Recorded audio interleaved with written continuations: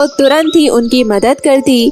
ज्योति की दादी थी जिसके साथ वो बचपन से रह रही थी, क्योंकि बचपन में ही उसके माता पिता उसे छोड़कर चले जाते हैं, जिसके बाद ज्योति की परवरिश उसकी दादी करती है। लेकिन समय के साथ साथ उसकी बूढ़ी दादी और भी बूढ़ी हो जाती है और अब ज्योति को दिन रात मेहनत करके पैसे कमाने पड़ते थे। रिया के पास बहुत पैसा था क्योंकि उसके पिताजी शहर में एक अच्छी कंपनी में मैनेजर थे, जिस वजह से रिया को कभी भी मुश्किल वक्त का सामना नहीं करना पड़ा। रिया का घर बहुत बड़ा था और गांव में रिया का परिवार अमीर परिवारों में आता था, जिस वजह से लोग उनके घरों में काम किया करते थे और कुछ पैसे कमाया करते थे। उन्हीं लोगों में से एक ज्योति भी थी जो अपनी बूढ़ी दादी के लिए ज्योति घर में काम किया करती थी। अभी कुछ समय से ही ज्योति की बूढ़ी दादी की तबीयत खराब हो जाती है और अचानक बेड रेस्ट पर आ जाती है। दादी, मैं रोजाना काम पर जाती हूँ, मुझे माफ कर दीजिए, मैं आपका इतना ख्याल नहीं रख पाती, लेकिन मैं काम पर नहीं जाऊंगी तो ये 4 पैसे कमा कर कैसे लाऊंगी और आपकी तबीयत की देखभाल कैसे करूंगी। मेरी प्यारी गुड़िया, मुझे किसी बात की कोई चिंता नहीं। मुझे तेरे साथ रहते रहते ऐसा लगता है जैसे मेरा बेटा ही मेरे साथ हो। वो भी मेरी बहुत चिंता करता था और तू भी बिल्कुल उसके जैसी ही है। अब तू काम पर जा वरना लेट हो जाएगी। ठीक है दादी, अपनी दवाई खा लेना और मैंने खाना बना दिया है, आप गर्मा गर्म खाना खा लो। और दवाइयाँ भी पास में रख देती है और अपने काम पर चली जाती है। थोड़ी देर बाद वो रिया के घर पहुँच जाती है।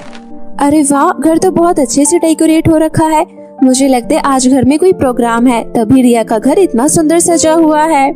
अरे ज्योति, मुंह फाड़ कर मेरा घर मत देख वरना तेरी नजर लग जाएगी। तुझे पता है आज मेरा बर्थडे है, इस वजह से आज घर डेकोरेट हो रखा है। आज शाम को तुझे भी मेरे बर्थडे पर आना है। अरे नहीं नहीं, मेरे घर पर मेरी बूढ़ी दादी है और मैं यहाँ से काम करके बहुत देर बाद ही फ्री होती हूँ। अगर मैं शाम को भी यहाँ आ जाऊंगी तो उनकी देखरेख कौन करेगा।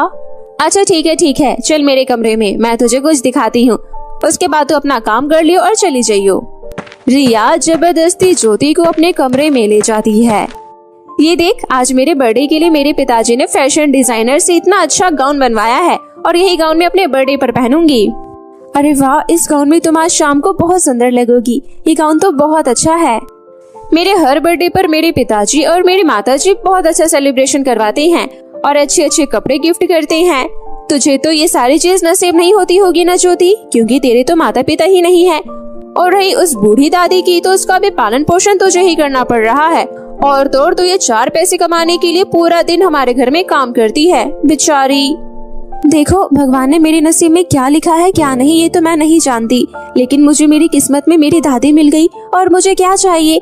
कम से कम मेरे पास कोई तो है जो मेरी इतनी देखरेख करता है। मेरे माता पिता के चले जाने के बाद मेरी दादी ने मुझे बहुत अच्छे से पाला है और अब जब मैं बड़ी हो गई हूँ तो मेरी दादी मेरी जिम्मेदारी है। और मुझे तुम्हारे जैसे महंगे शौक रखने का कोई शौक नहीं है। मैं अपनी दादी को अच्छे से घूमते फिरते हुए देखना चाहती हूँ। एक बार उनकी तबीयत ठीक हो जाए तो मैं उन्हें बहुत अच्छे से घुमाऊंगी और बहुत ख्याल रखूंगी। ज्योति इतना कहकर वहाँ से चली जाती है। ज्योति बहुत समझदार होती है, जिस वजह से उसको वो महंगे महंगे शौक बेकार और फिजूल खर्ची लगते हैं। और वहीं खड़ी रिया अपने मन में बड़बड़ाती है, आज शाम को मेरा बर्थडे है और मैंने इसको क्या कुछ नहीं दिखाया। मेरे घर की डेकोरेशन देखकर इसके मन में लालच आना चाहिए, लेकिन वो भी नहीं आया। और तो और मैंने इतनी अच्छी अच्छी ड्रेस दिखाई, फिर भी इसको मुझसे जलन नहीं होती। पता नहीं ये किस मिट्टी से बनी है जो इसे मेरी महंगी महंगी चीज देखकर भी कभी लालच नहीं आता। ज्योति अपना काम निपटाकर अपने घर वापस जा रही होती है कि तभी रास्ते में उसे एक बहुत बड़ा विशाल महल दिखाई देता है। उस महल में ज्योति खुद ही खिंची चली जाती है और उस महल में जाकर वो अपने आप को एक जादुई मेकअप किट के सामने पाती है। लेकिन ये सारी चीज जब तक ज्योति समझ पाती कि तभी ज्योति को एक आवाज सुनाई देती है, ज्योति, अब जब तुम इस महल में आ ही गई हो तो तुम्हें मेरा एक सवाल समझकर जवाब देना होगा। सवाल ये है कि अगर तुम्हारे सामने तुम्हारी सहेली एक मुसीबत में फंसी हो और दूसरी तरफ बहुत सारे पैसे रखे हो, तो तुम अपनी सहेली को उस मुसीबत से निकालना पसंद करोगी या उन पैसों को लेकर वापस जाना पसंद करोगी? देखो, इस महल में मैं नहीं आना चाहती थी और न ही मैं आपको जानती हूँ कि आप कौन हो। कृपया करके आप मेरे सामने आओ। और रही बात उस सवाल की, तो मैं सबसे पहले अपनी सहेली को बचाऊंगी, क्योंकि पैसे तो कभी भी इंसान के पास आ जा सकता है, लेकिन सहेली बहुत मुश्किल से मिलती है। अच्छा, और अगर मैं तुमसे ये कहूँ कि वो पैसे तुम्हारी दादी के इलाज में काम आ सकते हैं और इससे तुम्हारी दादी ठीक भी हो जाएगी, तब भी तुम अपनी सहेली को ही चुनोगी? देखिए, बहुत आसान सा सवाल है। मेरे पास सहेली रहेगी तो मैं उसे अपने दुख दर्द बांट सकूंगी और अपना मन हल्का कर सकूंगी, और पैसे तो मैं खुद भी कमा सकती हूँ। मैं अपनी दादी को अपनी मेहनत से कमाई हुए पैसों से ठीक कर दूंगी। मुझे अपने ऊपर पूरा भरोसा है।